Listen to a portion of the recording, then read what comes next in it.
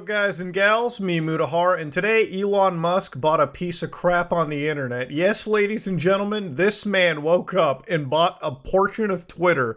9.2% to be exact. Now the reason I know about this is in the morning when I'm scanning the markets and everything, I noticed that Twitter had a pretty big jump in the stock index. Somewhere around the tune of, I think just today, we're looking at almost 30% gains.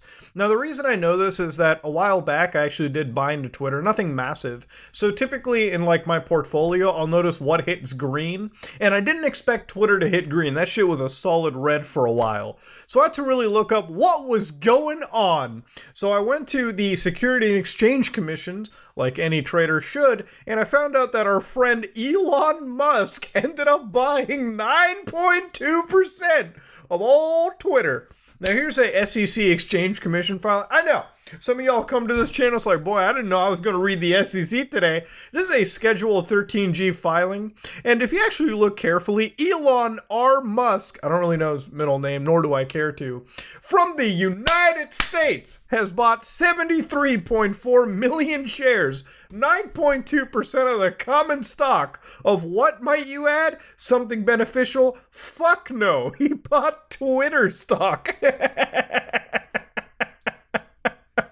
It's Twitter, man. Come on now. Basically, Elon Musk owns nearly 10% of a bird shit that's sitting around on Silicon Valley. And it's actually, there's actually a story to this that I want to get into. It actually started about a ye old week ago. Now, Elon Musk, the grandfather of wild memes, remember this shit that he posted? This is actually from Elon Musk account. This is the world's richest man posting Evangelion memes. Hey, Shinji, I need to talk to you privately.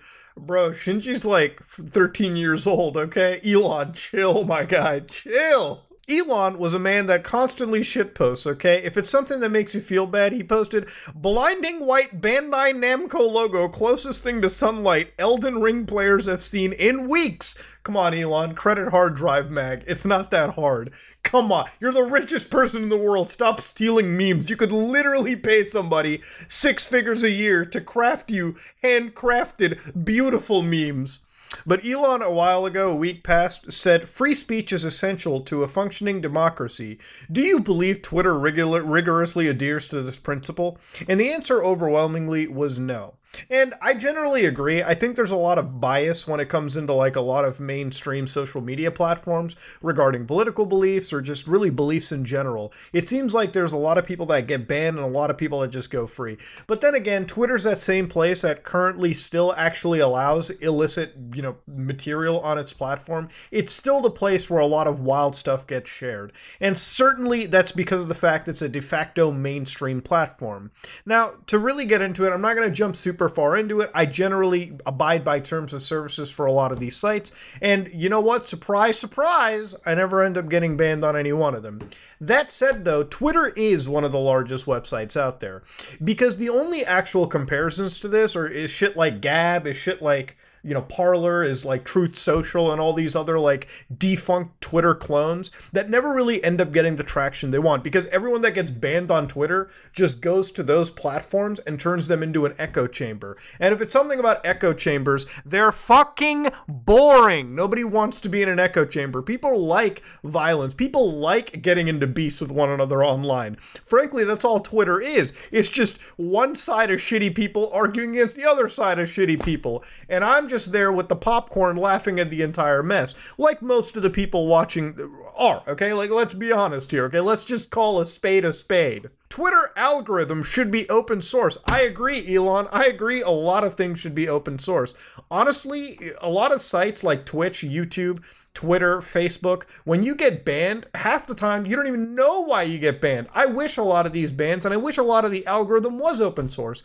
I want to know how bad TikTok is using artificial intelligence to destroy my mind and the minds of my peers. That's something that I would like to know, so I do agree with Elon on that situation. See, I may not really have strong opinions about Elon Musk, to be honest with you.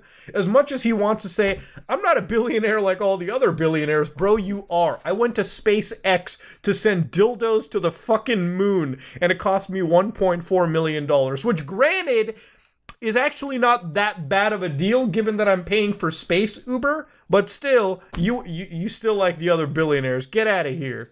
Humanity did not evolve to mourn the unborn. Getting a little base there, Elon. Shit. Imagine there's no countries. It isn't hard to do. Nothing to kill or die. And oh, Jesus Christ, this man just killed John Lennon in a meme. You know what? I take that back. I don't see Jeff Bezos talking about this shit.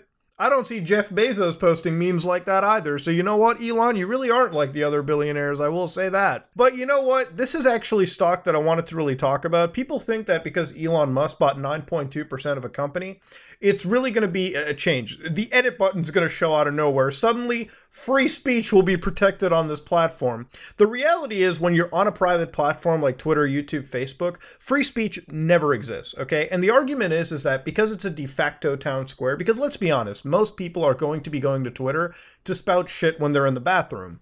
And people expect some level of free speech or open source accounting on a platform that most people use.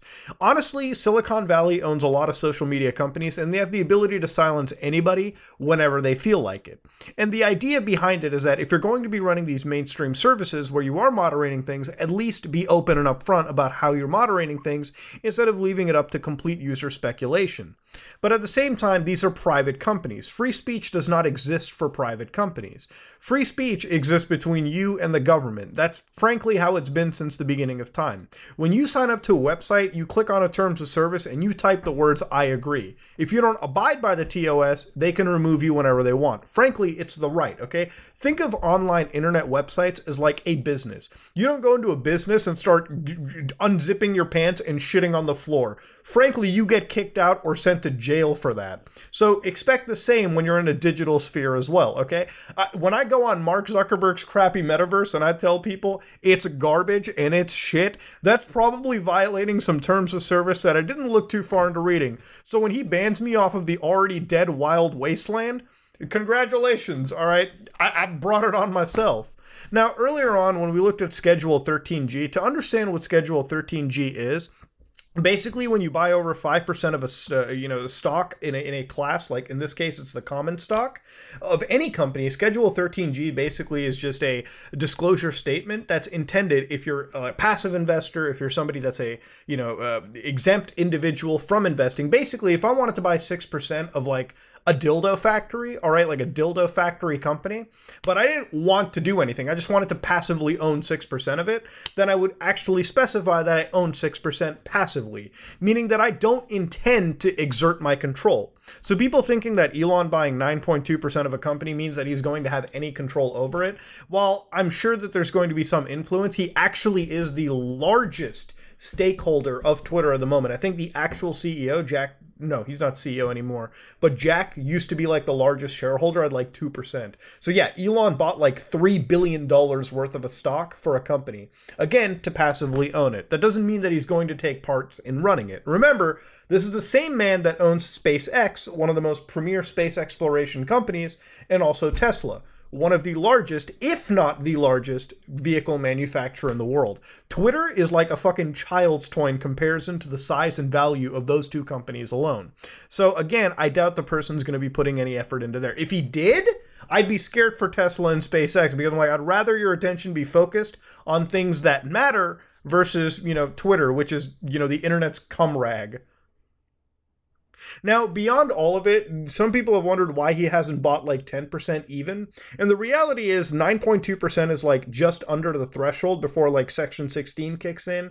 And he can't buy like 20% of the stock too, because when he has over 20% ownership of the stock, then you're filing like Schedule 13Ds. And again, there's also not enough people willing to sell like even 20% of the stock. He probably isn't even able to buy 51% of the stock because you can't force people to sell shares. So 9.2% is just that magic amount for him to have like majority control, like be the majority stakeholder, but not enough that like the SEC's like crawling up flashlights into his asshole. So that's pretty much like what you're expecting out of the situation. But yeah, just in general, Elon Musk did in fact buy Twitter. He bought a big chunk of Twitter. In fact, what Elon Musk did is buy the largest piece of bird shit on the digital sphere at this moment in time. And frankly, for somebody like Elon being as rich as he is, like I think he's like $300 billion plus, this is like chump change for the guy. Honestly, it's probably not even a bad investment considering how important Twitter is and how many actual pieces of competition have come up,